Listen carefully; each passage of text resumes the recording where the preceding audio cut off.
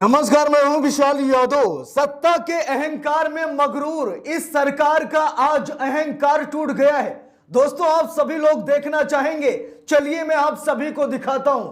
दोस्तों, ये लंबे समय से कहा जा रहा है कि ये देश किसी एक के बाप की जागीर नहीं है, बल्कि ये देश 140 करोड़ देशवासियों का है। ये लंबे समय से कहा जा रहा है कि ये देश किसी के फरमान से नहीं बल्कि संविधान से चलेगा। लेकिन सत्ता में इस कदर मगरूर हो गई है सरकार कि संविधान को भी रौंदने पर कहीं न कहीं उतारू हो गई है। लेकिन दोस्तों, आज तो अहंकार टूट गया है। आज चुनाव आयोग का अहंकार टूट गया है। वो चुनाव आयोग जिस पर लंबे समय से आरोप लगते चले आ रहे हैं कि ये चुनाव आयोग सरकार की दलाली कर रहा है। लंबे समय से कहा जा रहा है कि चुनाव आयोग पर प्रधानमंत्री नरेंद्र मोदी का कब्जा हो गया है, और हम सभी लोग ये बात देख भी रहे हैं, ये सच्चाई देख रहे हैं कि मुख्य चुनाव आयुक्त का चयन प्रधानमंत्री नरेंद्र मोदी और गृह मंत्री अमित शाह ने किया। हम सभी को यह भी मालूम है कि ज्ञानेश कुमार, जो कि मुख्य चुनाव आयुक्त हैं, ये अमित शाह के लिए नौकरशाही भी कर चुके हैं। लंबे समय तक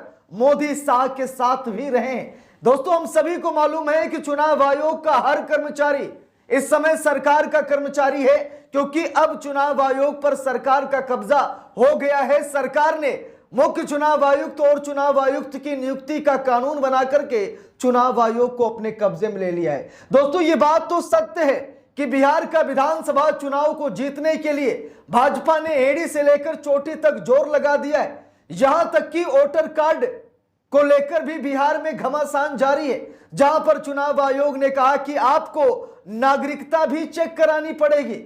जरा सोचिए, संविधान की सरेआम हत्या की जा रही है। चुनाव आयोग के पास यह अधिकार नहीं है कि चुनाव आयोग नागरिकता चेक करे। चुनाव आयोग के पास यह अधिकार नहीं है कि चुनाव आयोग यह बताए कि कौन भारत का नागरिक है, कौन भारत का नागरिक नहीं है। यह चुनाव आयोग के अधिकार क्षेत्र से बाहर है। बावजूद इसके बिहार में चुनाव आयोग ने नागरिकता भी चेक करने के लिए प्रमाण पत्र बनवाने की पेशकश की। लेकिन दोस्तों, आज औंधे मुंह गिरा है। आज औंधे मुंह गिरा है चुनाव आयोग। अब चुनाव आयोग घुटने पर आ गया है। जीत हो गई है इंडिया गठबंधन की। बिहार विधानसभा चुनाव से पहले यह बड़ी और पहली जीत है इंडिया गठबंधन की। दोस्तों, लालू यादव ने भी कहा था कि चुनाव आयोग की गुंडई हम चलने नहीं देंगे। राहुल गांधी भी सामने आ गए, पूरी कांग्रेस सामने आ गई कि बिहार में जो विपक्षी दलों के वोटर्स हैं, उनका वोटर कार्ड ही नहीं बनाया जाएगा, क्योंकि अब चुनाव आयोग वोटर कार्ड नहीं बल्कि नागरिकता चेक करने लगा है, जिसको लेकर के पूरे देश में बवाल हुआ। लेकिन दोस्तों, अब जाकर के चुनाव आयोग घुटने पर आ गया है। अब चुनाव आयोग कह रहा है कि कोई प्रमाण पत्र बनवाने की जरूरत नहीं है। और दोस्तों, ऐसा इसीलिए हुआ क्योंकि कई याचिकाएं सुप्रीम कोर्ट में दाखिल हो गई हैं। यहां तक कि भारत में होने वाले चुनाव पर नजर रखने वाली संस्था एडीआर ने भी सुप्रीम कोर्ट का दरवाजा खटखटाया और चुनाव आयोग के इस प्रमाण पत्र वाले आदेश पर कहीं न कहीं आपत्ति जताई। मामला सुप्रीम कोर्ट में जाते ही चुनाव आयोग सरेंडर हो गया है। ये लोग पता नहीं किस नशे में मगरूर हैं कि ये भूल जाते हैं कि इस देश में मोदी का नहीं बल्कि संविधान का राज चल रहा है। ये लोग ऐसा क्यों भूल जाते हैं?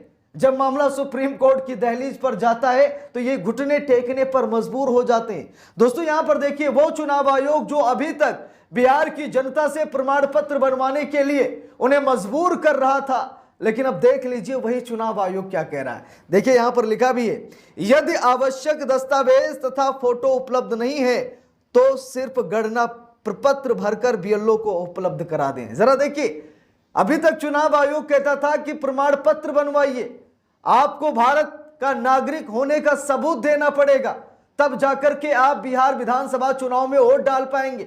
लेकिन अब वही चुनाव आयोग कह रहा है कि आपको सिर्फ गणना प्रपत्र भर करके आपको बीएलओ, यानी कि जो बूथ लेवल के ऑफिसर हैं चुनाव आयोग में, उनको आप दे दीजिए।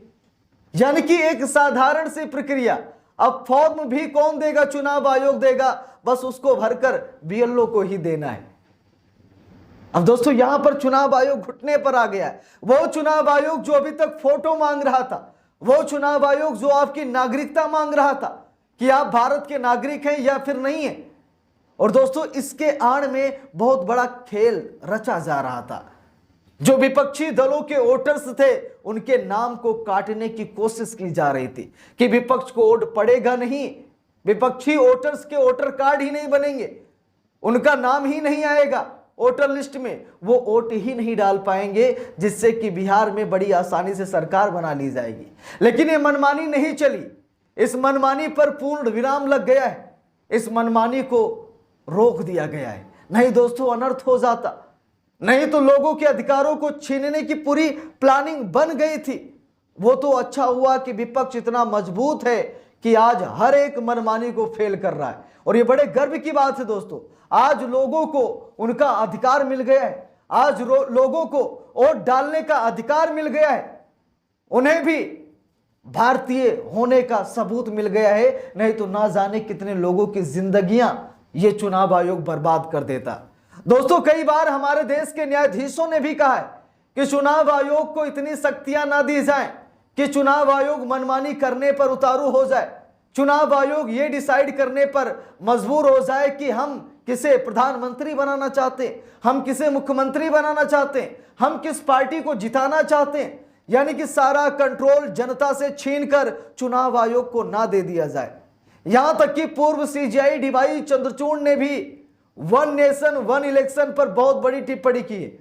उन्होंने कहा कि चुनाव आयोग को सीमित शक्तियां देनी चाहिए, असीमित नहीं।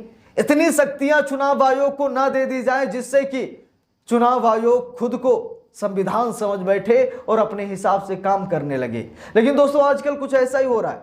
हम सभी को मालूम है कि चुनाव आयोग को असीमित शक्तियां दी जा रही हैं, चुनाव आयोग पर कोई रोक टोक नहीं है, चुनाव आयोग धड़ल्ले से अपने डिसीजन ले रहा है। चुनाव आयोग खुद कह रहा है कि हमारी मर्जी, हम डेटा दिखाएं या फिर ना डेटा दिखाएं।